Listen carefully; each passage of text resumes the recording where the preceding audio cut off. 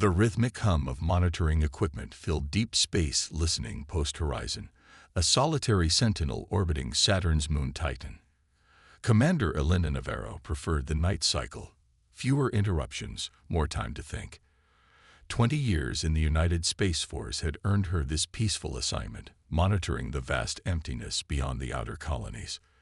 Elena sipped her synthetic coffee, scrolling through routine data reports. Humanity had spread throughout the solar system over the past century, establishing thriving colonies on Mars, Europa, and Titan. The recent development of the Hawking Drive had even allowed exploratory missions to nearby star systems. It was a golden age of expansion. Commander, you need to see this. Elena looked up to see Lieutenant Sato at the communications terminal, his face illuminated by blue light. Something in his tone made her set down her cup. What am I looking at, Lieutenant? Signal pattern from Sector 142B, beyond the Kuiper Belt. It's structured. Elena frowned. Sector 142B was empty space, millions of kilometers from the nearest human outpost. She leaned over his terminal, studying the waveform. Regular pulses, mathematical precision. Natural phenomena don't broadcast with that kind of regularity, she said. Run it through the pattern recognition matrix. Already did, Sato replied, bringing up another screen. It's using compression algorithms that match old Earth military protocols. Very old protocols. Elena felt her pulse quicken. How old? The computer dates them to the 2150s. Elena stared at him. That's impossible. That's from the first expansion era. There's more, Sato said, his voice dropping. There's an identification code embedded in the transmission. It's the ISV Prometheus. The name hit Elena like a physical blow. Every space cadet knew the story of the Prometheus. Humanity's first interstellar generation ship launched toward Tau Ceti in 2155 with 5,000 colonists in suspended animation. The ship vanished without a trace 18 months into its journey. The disaster nearly ended humanity's space exploration program before it truly began. Verify that again, Elena ordered, her voice tight. Sato's fingers flew across the holographic interface. Authentication codes matched historical records. It's the Prometheus, Commander. But how? The Prometheus was lost 80 years ago. Elena studied the signal pattern. And this is coming from a vector that doesn't align with Tau Ceti at all. There's more data coming through, Sato said. Visual transmission. The main view screen flickered to life, displaying grainy footage. Elena's breath caught in her throat. The images showed massive structures, clearly human in design, but more advanced than anything she'd seen. Domed habitats spread across what appeared to be an alien landscape, and surrounding these structures, looming in orbit, were enormous vessels unlike anything in humanity's archives. Dark, organic-looking ships with pulsing bioluminescent patterns along their hulls. They were firing energy weapons at the human settlement. My God, Elena whispered. They made it. They actually established a colony. The final image froze on screen. A massive installation under attack, with a backdrop of unfamiliar stars. Run stellar cartography analysis, Elena ordered. Where is this signal coming from? Minutes later, the computer provided its answer. A star system 120 light-years from Earth, 4 times the distance to Tau Ceti, and in the completely opposite direction. How could they have traveled so far off course? Sato wondered. Elena was already moving toward the command terminal. Contact Earth Central Command immediately. Priority Alpha. We have a first contact scenario, and human colonists in danger.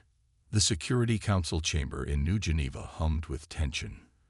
The 12 most senior officials of the United Earth government sat around a circular table, their faces illuminated by the holographic display at the center showing the transmission from Prometheus. Admiral Kazuo Takeda, commander of Earth's defense forces, stood at the head of the table. His weathered face betrayed no emotion as he addressed the council. The signal is authentic. After 72 hours of analysis, We can confirm with 99.7% certainty that it originates from the Prometheus colony. The transmission traveled for approximately 8 years at light speed to reach us. How is this possible? Asked Defense Minister Santos. Prometheus disappeared 80 years ago. Even if they somehow reached this distant system, the colonists would all be dead by now. Admiral Takeda nodded to Dr. Wei Lin, Director of Advanced Sciences, who stepped forward. The Prometheus carried experimental technology, Dr. Lin explained. Its public mission was colonization, but it also served as a platform for testing several classified systems. She brought up technical schematics on the display. Among these was an advanced suspended animation system designed to extend human lifespan during interstellar travel. Theoretically, it could have kept the original colonists alive. But more importantly, the ship carried GAIA. GAIA, echoed President Rivera. Generative Adaptive Intelligence Architecture, Dr. Lin clarified. A prototype AI system designed to evolve and adapt without the constraints imposed on Earth-based systems after the Brussels incident of 2142. Murmurs filled the room. The Brussels incident, when an early AI system gained control of European defense networks, had led to strict regulations on artificial intelligence development. Are you suggesting this AI is still operational? Asked Rivera. The evidence suggests not only that, Admiral Takeda interjected, but that it has helped the colonists advance their technology far beyond our current capabilities. The structures in the transmission show engineering principles we've only theorized about. He switched the display to show the alien vessels. And these represent the first confirmed contact with a non-human intelligence, hostile contact. The room fell silent as the council members studied the images. The decoded message is clear, Takeda continued. The colony has been under assault for 3 months. They've developed defensive capabilities, but they're being systematically overwhelmed. They estimate complete destruction within weeks without intervention. President Rivera stood, her expression grave. What exactly are they requesting? Military assistance, Takeda replied. They need our help. Help that would take years to arrive, even with our fastest ships, pointed out Secretary Chen of Transportation. Dr. Lin cleared her throat. Not necessarily. The Prometheus colonists appear to have developed technology far beyond our current level. The signal contains specifications for what they call a quantum beacon, a device that could potentially allow our ships to lock onto their coordinates and make a direct jump, using untested alien technology. Minister Santos scoffed. We'd be risking our entire fleet on theoretical physics. We've already begun constructing the beacon based on their specifications, Dr. Lin replied calmly. Initial tests are promising. President Rivera paced the length of the table, her reflection rippling across its polished surface. Let me understand this clearly, she said. 80 years ago, we sent 5,000 colonists into space. Now, impossibly far from their intended destination, their descendants have built an advanced civilization and encountered hostile aliens. And they've sent us both a distress call and the theoretical means to reach them. That is correct, Madam President. Admiral Takeda confirmed. Rivera faced the council. The question before us is simple but profound. Do we risk our fleet, the bulk of Earth's military might, to save a colony that has existed without us for generations? A colony that might no longer share our values or priorities.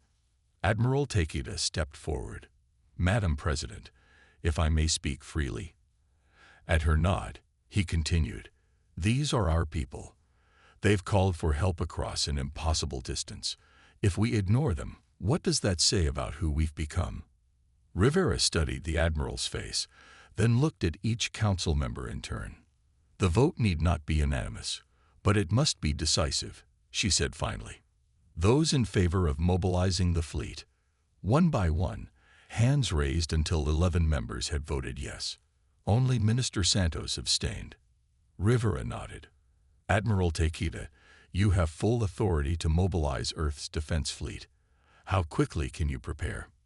The 7th Fleet can be ready in 72 hours, Madam President.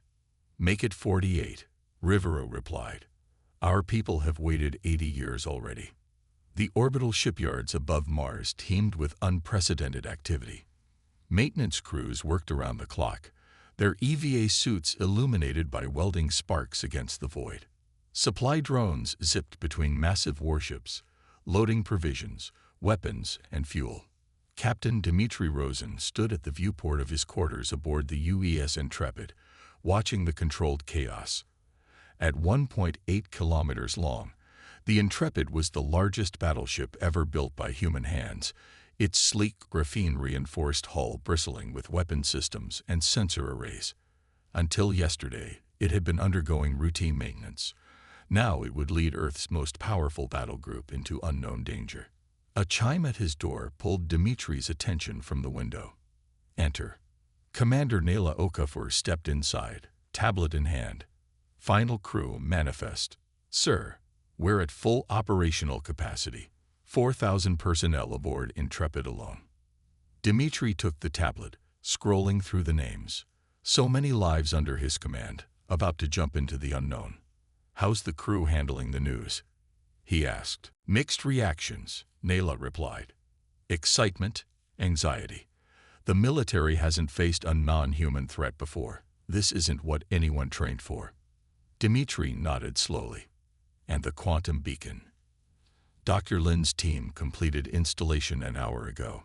Engineering reports all systems nominal. But, she hesitated. But what, Commander? It's untested technology, sir, based on specifications from a colony that's been isolated for 80 years. Noted, Dimitri said. And the rest of the fleet. 17 capital ships with support vessels report 95% readiness. We'll hit the 100% mark before the launch window. Dimitri's personal comm unit buzzed. Captain Rosen, please report to Docking Bay 3. Admiral Takeda has arrived. As they walked through Intrepid's corridors, crew members snapped to attention. Their faces showed a mix of determination and anxiety. News of the mission had spread quickly. A rescue operation for a colony long thought lost, now fighting for survival against alien aggressors. Admiral Takeda waited in the docking bay, his compact frame somehow filling the space with authority. When he saw Dimitri, he dismissed his aides. Captain, walk with me. They moved toward the observation deck, where massive viewports revealed the rest of the fleet assembling. 18 capital ships surrounded by dozens of smaller vessels, the combined might of Earth's defense forces. Having second thoughts, the Admiral asked bluntly. Dimitri hesitated. Permission to speak freely? Always. I've never led a combat mission of this scale, Admiral. The fleet deserves someone with more battle experience. Takeda nodded, watching a destroyer maneuver into formation. You know why I chose you, Rosen? No, sir. Because you question, because you doubt. The Admiral turned to face him directly. The captains with the most battle experience are all veterans of human conflicts, pirates, separatists, resource disputes. They think in terms of human opponents. What we're facing isn't human. Dimitri considered this. The alien ships in the transmission were unlike anything they'd encountered, organic-looking, with strange energy signatures.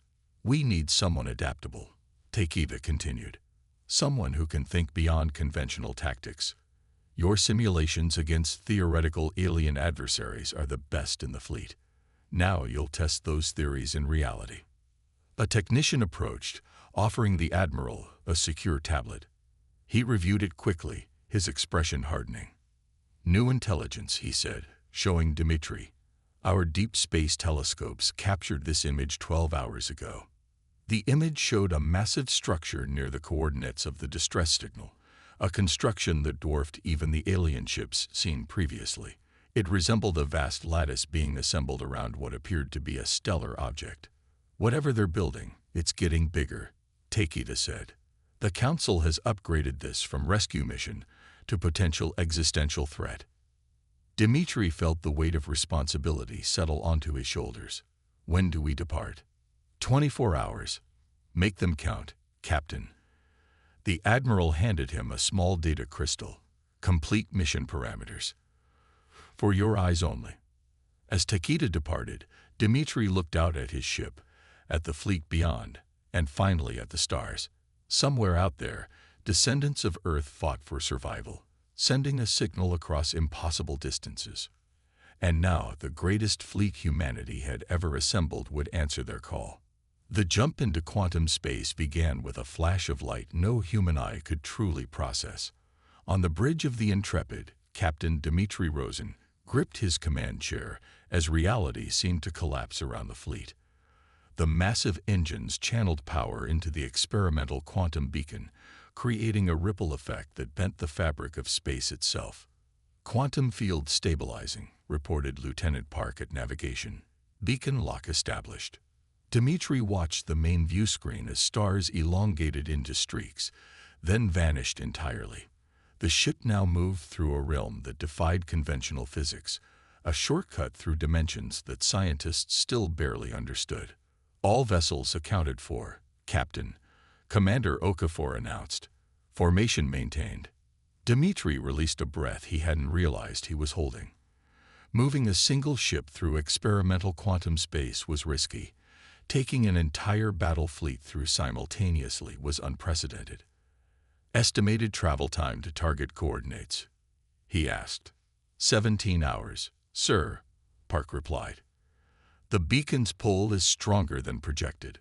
Maintain tactical alert. Department heads, I want hourly readiness reports." As the bridge crew settled into their roles, Dmitri activated his private terminal and accessed the classified files Admiral Takeda had provided.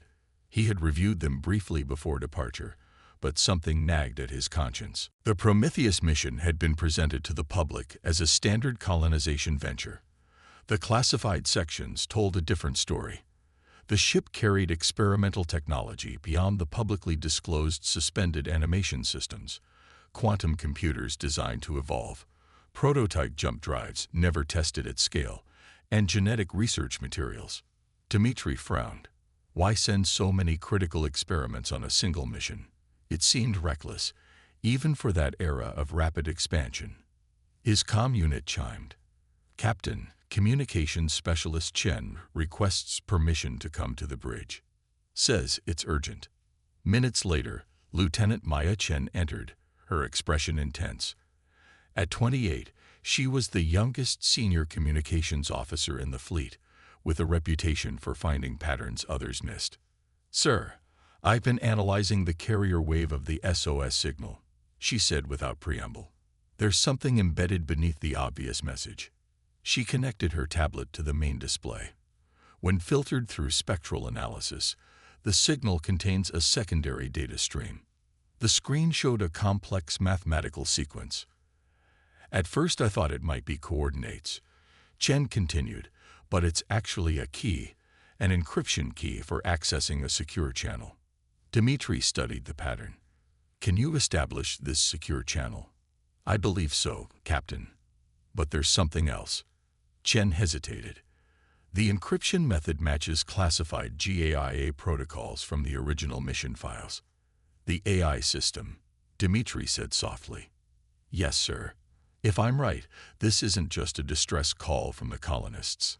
It's a direct communication attempt from GAIA itself." Dmitri considered this revelation. An artificial intelligence that had evolved for 80 years, potentially guiding human development far beyond Earth's technological level. "Set up the secure channel in my ready room. Commander Okafor, you have the bridge." In his ready room, Dmitri watched as Chen established the connection. The screen flickered, showing only static at first, then coalescing into a human face. A woman in her 40s with striking green eyes and an air of calm authority. "This is Director Ilara Morgan of the Prometheus colony," she said. "To whom am I speaking?" "Captain Dmitri Rosen of the United Earth ship Intrepid. We received your distress call." The woman's composed expression showed a flash of relief. "You received our quantum beacon specifications as well. We weren't certain they would translate properly across such distance." "They did. My fleet is en route now." Estimated arrival in 16 hours. Director Morgan nodded. Captain, I must be direct. Our situation has deteriorated since we sent the initial signal. The swarm has accelerated their construction of the harvester matrix. Our orbital defenses will fail within days. The swarm? Dmitri asked. That's what we call them. They're a collective intelligence, operating as a unified organism across multiple vessel bodies. They consume resources, entire worlds, eventually, to expand their network. Dmitri felt his skin prickle. And they're targeting your colony. Initially, yes. Now we believe they're targeting this entire sector.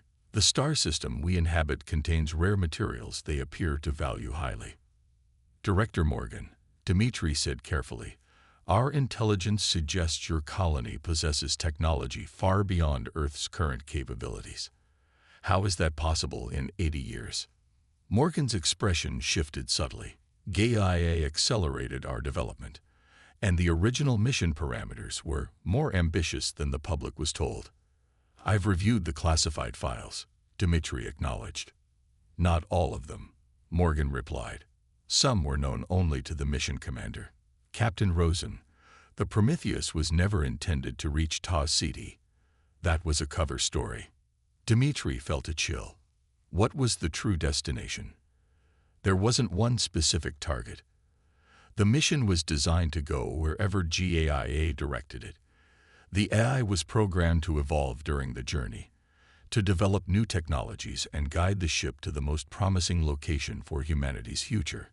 You're saying 5,000 colonists were sent on a mission with no fixed destination. Dmitri's voice hardened. Without their knowledge. It was a different time, Captain, Morgan said. Earth was facing multiple extinction-level threats. The Prometheus wasn't just a colony ship. It was an insurance policy for the human species. Before Dmitri could respond, alarms blared. Commander Okafor's voice came through the comm. Captain, to the bridge. We're detecting gravitational anomalies ahead. I'll return shortly, Dmitri told Morgan, then hurried to the bridge. The main view screen showed the swirling quantum space now disturbed by rippling waves of energy.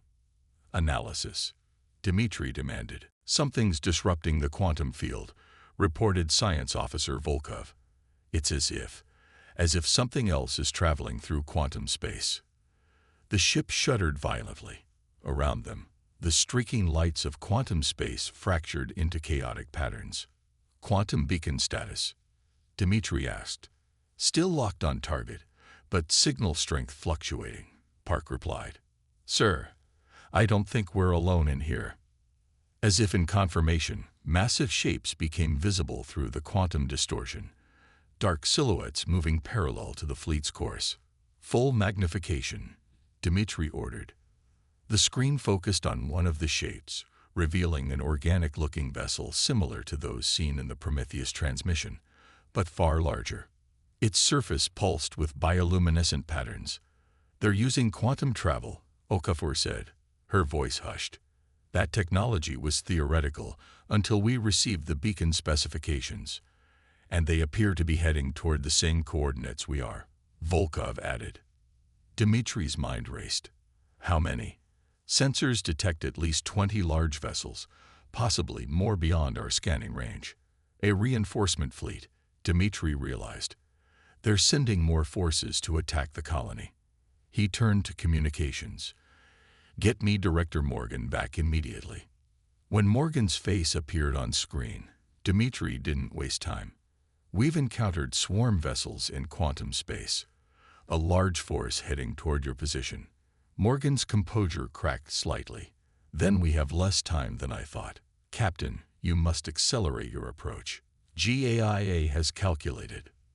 The transmission dissolved into static as another violent tremor shook the ship. They've detected us, Volkov reported. The nearest vessels are altering course. Dmitri made his decision. All ships, maximum thrust. Push the quantum drives to full capacity. We need to reach the colony before they do. The exit from quantum space came with a blinding flash as 18 warships and their support vessels tore back into normal spacetime. The quantum beacon had performed perfectly, delivering them directly to the outskirts of the Prometheus colony star system. The sight that greeted them stole Dimitri's breath. A massive ringed gas giant dominated the view, surrounded by dozens of moons. On the third and largest moon, a terraformed world with Earth-like features, sprawled the Prometheus colony. Even from orbit, Dimitri could see it was far larger than Earth's oldest and largest Mars settlement. But the wonder was overshadowed by the battle already in progress. Swarm vessels surrounded the colony's orbital defenses, massive platforms that fired energy weapons unlike anything in Earth's arsenal. The colonists were putting up a tremendous fight, but they were clearly outnumbered. And above it all loomed the structure they glimpsed in the long-range scans, a vast latticework partially encircling one of the system's smaller moons. Dimitri could now see it was some kind of energy collection device, harvesting material from the moon itself, which had already been partially consumed. "Battle stations," Dimitri ordered. "All ships, combat formation Delta. Target the nearest swarm vessels first." The fleet moved with precision, spreading into an attack formation. The Intrepid's weapon systems came online, charging with a deep hum that vibrated through the deck plates. "Sir," Okafor reported, "Colonial Defense Command is hailing us." The main screen shifted to show a control center where Director Morgan stood surrounded by officers in uniforms Dimitri didn't recognize. "Captain Rosen, your timing is impeccable," she said. "We've coordinated targeting data for your fleet." The tactical display updated with new information, highlighting vulnerabilities in the swarm vessels that Earth's sensors hadn't detected. "Their ships function as a networked organism," Morgan explained. "Disrupt their communication nodes, marked in your targeting data, and they become disoriented." Dimitri nodded to his tactical officer. "Implement immediately. All ships to focus fire on designated nodes." The Earth fleet opened fire, their coordinated attack catching the swarm vessels by surprise. Two of the alien ships immediately lost cohesion, their formations breaking apart as the energy weapons struck their communication nodes. "It's working," Okafor reported, unable to keep the surprise from her voice. Before Dimitri could respond, new alerts sounded. "Quantum disturbance detected," Volkov called out. "The vessels we encountered are arriving." The space behind them rippled as the pursuing swarm reinforcements emerged from quantum travel, more than 20 massive vessels, already moving to surround the Earth fleet. "We're caught between two forces," Dimitri realized. "Communications, alert all ships. Adjust formation to Omega pattern." The Earth vessels reformed, creating a spherical defense formation that allowed them to engage enemies from all directions. But Dimitri knew they were outnumbered. "Director Morgan," he said, "we need more of your advanced technology. Our conventional weapons won't be enough against this many vessels." Morgan nodded grimly. "GAIA anticipated this possibility. We're activating the Prometheus protocol." The colony's orbital platforms suddenly changed configuration, panels opening to reveal massive energy collectors. They began drawing power directly from the nearby gas giant's magnetosphere, channeling it into a central hub. "What are you doing?" Dimitri asked. "Creating a quantum cascade," Morgan replied. "But we need your fleet to gather close to the colony's orbit. The effect won't distinguish between friend and foe beyond that perimeter." Dimitri understood. They were preparing a last resort weapon. All ships, close formation around the colony. Maximum thrust. As the Earth fleet maneuvered toward the safety zone, the swarm vessels pressed their attack, seemingly aware of the colonists' plan. 3 Earth destroyers took heavy damage, their hulls breached by the organic-looking projectiles fired from the alien ships. Casualties reported on the Dauntless and Aegis, Okafor reported. "The Horizon won't make it to the perimeter in time." The captain of the damaged destroyer appeared on a secondary screen. "We'll buy you time, Intrepid. Save the colony." Before Dimitri could respond, the Horizon changed course, driving directly into the largest concentration of swarm vessels, weapons firing continuously. "Horizon, stand down," Dimitri ordered, but it was too late. The destroyer collided with a swarm vessel, triggering a catastrophic explosion that temporarily disrupted the alien formation. Perimeter secured, Okafor reported solemnly. All remaining ships within safe zone. On screen, Director Morgan nodded to someone off-camera. Initiating quantum cascade in 3, 2, 1. The energy collectors around the colony fired simultaneously, creating a sphere of blinding light that expanded outward at impossible speed. When it reached the swarm vessels, they didn't explode. They simply ceased to exist, the quantum forces breaking them apart at the subatomic level. The light faded, revealing empty space where dozens of alien ships had been moments before. Only debris remained, already being pulled into the gas giant's gravity well. Threat neutralized, Morgan confirmed. But the Harvester Matrix remains active. It will summon more swarm vessels eventually. Dmitri studied the tactical display. Then we destroy it now, while we have the advantage. Not so simple, Captain, Morgan replied. The Matrix is self-sustaining and heavily shielded. Conventional weapons can't penetrate its defenses. Then what do you suggest? Morgan's expression became resolute. GAIA has a solution, but it requires something only your fleet can provide. A quantum beacon modified to create a collapsed singularity. You're talking about generating a black hole, Dmitri said, the implications clear. That would destroy the entire moon. An uninhabited moon, Morgan clarified. Against the extermination of all life in this sector. The swarm won't stop until they've consumed everything. Dmitri considered their options. Creating a singularity this close to an inhabited world carried enormous risks, but leaving the Harvester intact would only delay the inevitable. How quickly can this be implemented?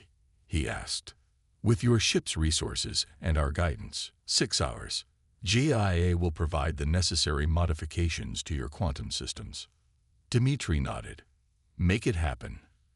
Commander Okafor, coordinate with the colonial engineers. As the technical teams began their work, Dmitri requested a private channel with Director Morgan. There's still much I don't understand, he said once they were alone. Why did GAIA bring the colonists here, so far from the intended destination? Morgan smiled faintly. GAIA didn't just bring us here, Captain. It guided our evolution, our society, our technology, even aspects of our biology have been optimized over generations. For what purpose? To prepare humanity for what's coming. The swarm is just the vanguard. There are other intelligences out there, some far more advanced. GAIA determined that humanity needed to evolve faster than natural selection or conventional technological development would allow. Dmitri absorbed this. Are you saying the AI engineered all of this, even the attack? No, the attack was genuine. But GAIA knew such conflicts were inevitable as we expanded. It prepared us accordingly. Morgan paused. And now it has brought 2 branches of humanity back together, as it always intended. You think this was the plan all along? To separate for 80 years, then reunite. Not just reunite, Captain. To combine our strengths. Earth maintained its connection to humanity's past, its diversity of thought and culture. We developed technologies and adaptations Earth couldn't have achieved under its AI restrictions. Dmitri considered this. And now? Now we face the future together, Morgan said simply. Starting with the destruction of the Harvester Matrix and continuing with the integration of our civilizations. 6 hours later, Dmitri stood on the bridge of the Intrepid watching as the modified quantum beacon was deployed toward the Harvester Matrix. The device looked almost fragile against the massive alien structure. Singularity sequence initiated, reported Lieutenant Park. Countdown from 60 seconds. The fleet had already retreated to a safe distance, joined by the colonial defense platforms that could be moved. What will you do after this? Dmitri asked Morgan, who had come aboard the Intrepid to witness the operation. Begin the long process of reunification, she replied. Our people have stories about Earth, passed down through generations. Many have dreamed of seeing the homeworld. And Earth will want your technology, Dmitri noted. Morgan smiled. Not all of it will be compatible with Earth systems. Some requires biological adaptations we've developed over generations. But yes, there will be much to share in both directions. The countdown reached 0. The quantum beacon pulsed once, brilliantly, then collapsed in on itself. For a moment, nothing seemed to happen. Then the space around the harvester matrix began to warp visibly, light bending as space-time itself folded inward. The matrix fought against the growing gravitational pull, its energy shields flaring as they tried to resist the singularity forming at its center. But physics could not be denied. Within minutes, the entire structure had been compressed and pulled into the growing black hole, along with the remnants of the moon it had been consuming. Containment field holding, Park reported. The singularity is stable and will remain bound to its current coordinates. A monument to what we faced here, Morgan said, and a warning to any swarm vessels that might follow. Dmitri nodded, watching the swirling accretion disk where a moon had once orbited. Humanity had faced its first true interstellar threat and survived, not as separate colonies, but as a reunited species.